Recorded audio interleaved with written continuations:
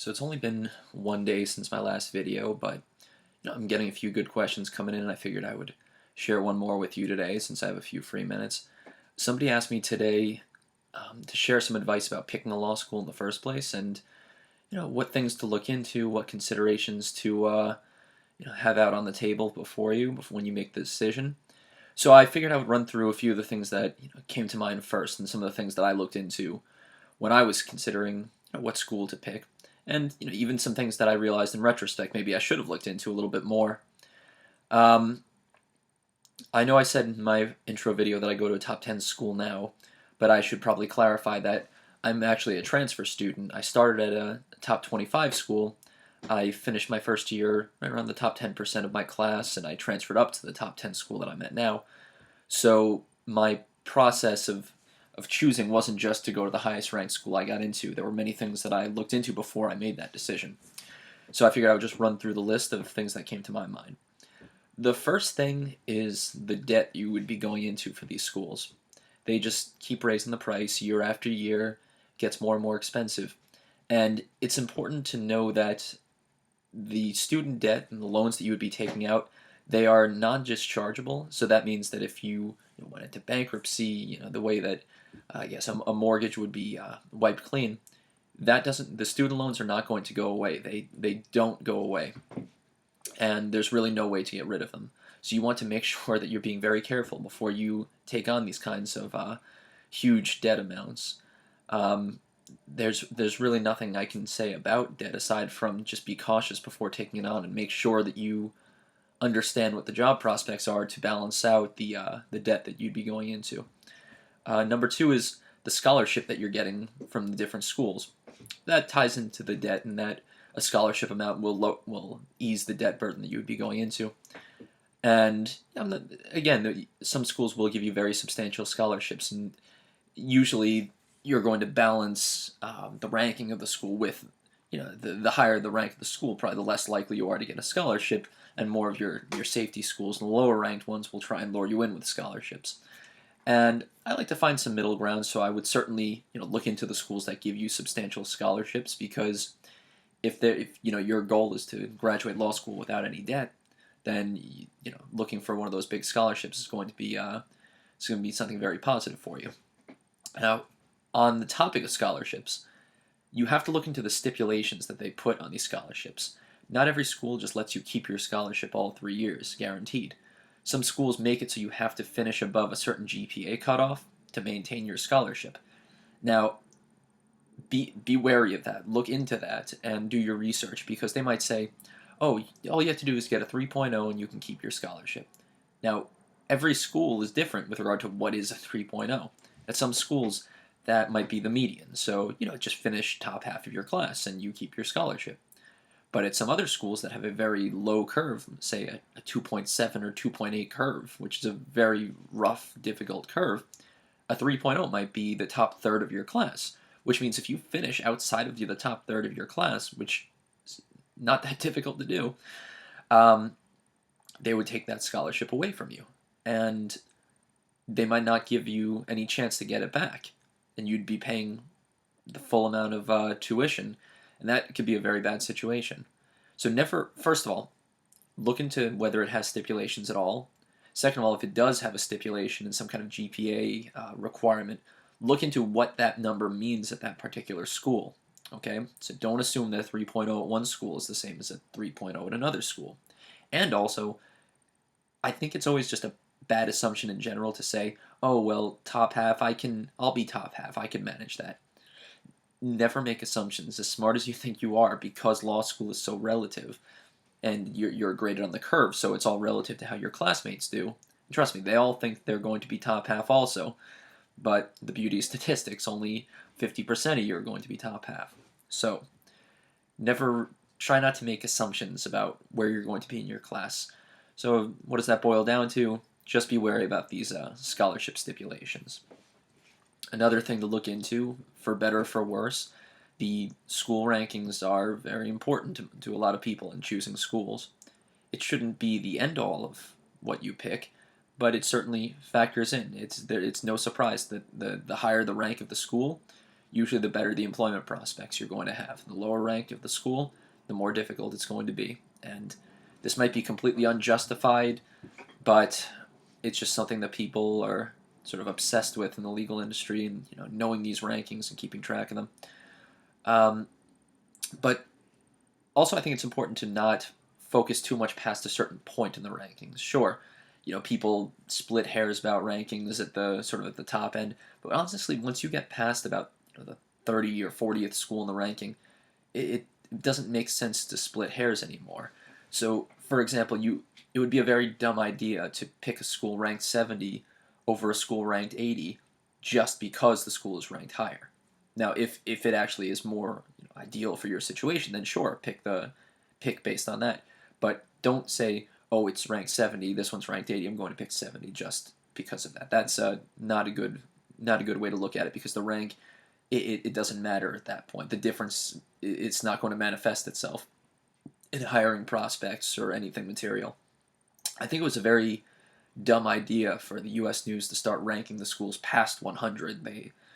They divide it into what they call tiers, and usually we divide the rankings into 4 tiers. You would say Tier 1 schools are 1 through 50, or 1 through 49.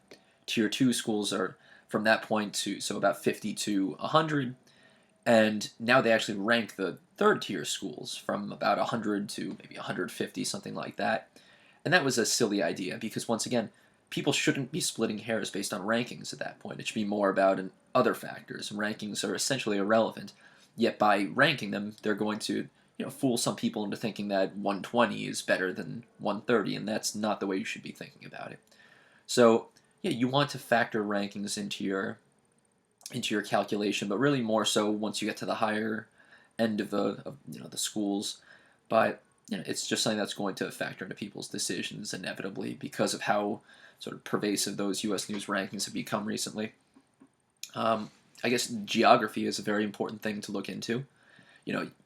Again, you don't want to go to a school if, let's say, you want to practice in California and you have admission to a school there in California. It's probably best to go to a school there, because schools they care a lot about knowing the alums at different schools and being familiar with the different schools.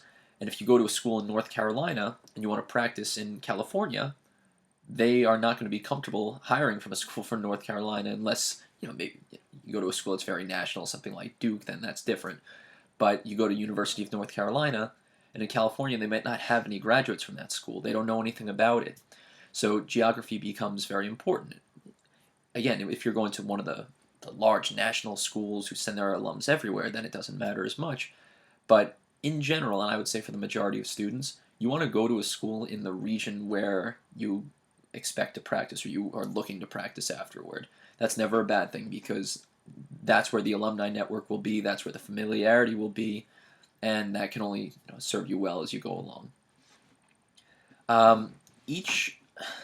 This sort of ties into geography, but something to look into is where a school stands sort of on the totem pole of its particular market. And by that I mean certain cities have a lot of schools, so if there's a lot of schools that are considered, I guess, higher ranked or more prestigious than the one you're going to in a particular city, it's going to make the competition that much more fierce. Now, just some examples to demonstrate what I'm talking about. You want to go to, let's say you're from North Dakota, and you want to practice in North Dakota. So the smartest choice would probably be to just go to University of North Dakota, because there's no hierarchy in that market. There's only really one school to go to. And a lot of the law firms, of course, will be very familiar with people from that school. Now compare that to something like New York, which has something like 15 law schools. At the very top you have NYU and Columbia, you have underneath that Fordham, and then Brooklyn and Cardozo and St. John's and Hofstra and Pace and Toro and CUNY, and the list just goes on. And the competition is going to be so much more fierce, because some of those lower ranked schools are sort of at the bottom of the totem pole in that particular market. And again, it's just something to look into, because you want to not throw yourself into a place that's going to be so competitive that it makes it nearly impossible to get a job in the end. So again, it's just a consideration. Also, something important is the feel that you get, that sort of intangible thing when you walk around on campus and you say, I feel comfortable here. I could see myself practicing here upon graduation. And that's something that really means a lot. You don't want to go to a school that you would say, yeah, I don't really feel it here, and because if you're not happy where you're studying law, you're not going to be successful doing it. You can't just brute force it, and in a place that you're not happy. Your success is not going to be quite as you're not going to perform as well as you ideally would if you're comfortable, if you're happy. So that's a combination of um, the feel that you get from the campus, meeting with professors, looking into how the student body is. Does it have the right vibe for you? So that's why campus visits are so important, because you can see if that feel is something that matches with what you're looking for.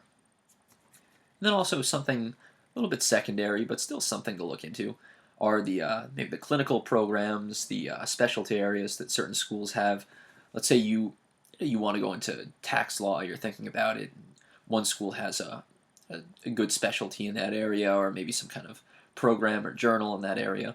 You see that they have a focus on it. Sure, that's something to marginally consider. Again, I wouldn't ever say, oh, look into those specialty programs and give them any particular weight that would outweigh ranking or geography or something like that. But all things equal, if you see a school that has a program that you're really interested in, or a clinical program that you could see yourself doing, and a completely equal school does not have it, sure, then why not let it at least factor into the equation a little bit.